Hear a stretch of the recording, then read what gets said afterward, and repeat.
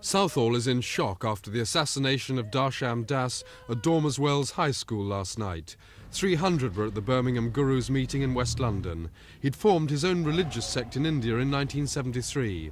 This man, who doesn't want to be identified, was at last night's meeting. When did you first realise something was going wrong?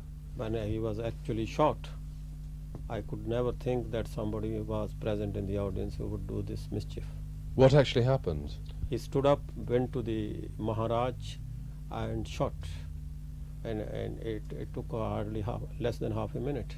And how did the audience react? Some were frightened ladies, but the men became very angry, and they didn't let them escape and caught hold of them. Even though the gunman had a gun? He had a gun. He shot 5-6 shots, but they didn't budge this side or that way, didn't let them escape. So what do you think about the people who detained the gunman? I think very courageous, very bold, dedicated people. Darsham Das was a controversial figure in the Indian community. He didn't believe in a separate state for Sikhs, and he preached a creed of non-violence. This afternoon, his followers, who'd also been at the meeting, had this to say.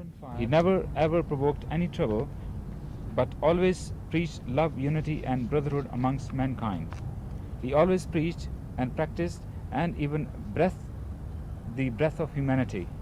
Nothing else mattered to him but the betterment and good of everyone. Blood has already been spilt in Southall over the campaign for a separate Sikh homeland. Tarsan Singh Tor, a Sikh moderate, was shot dead outside his Southall off-licence. 2 weeks ago, his contract killer, Patrick Timlin, was jailed for life, and it's that sentence which some community leaders believe provoked the latest murder. But other experts aren't so sure. There's two main theories emerged. One is the question of religious fundamentalism and the possibility of a religious fanatic opposing the philosophy of the sect as deviating from mainstream Sikhism. That's one view.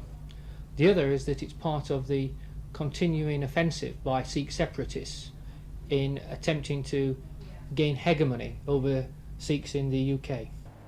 2 men detained by the crowd and handed over to police last night have still not been charged. The anti-terrorist squad are expected to be inquiring into the source of weapons and membership of organisations. Meanwhile, there are fears of further attacks. Simon Neve in Southall for Thames News.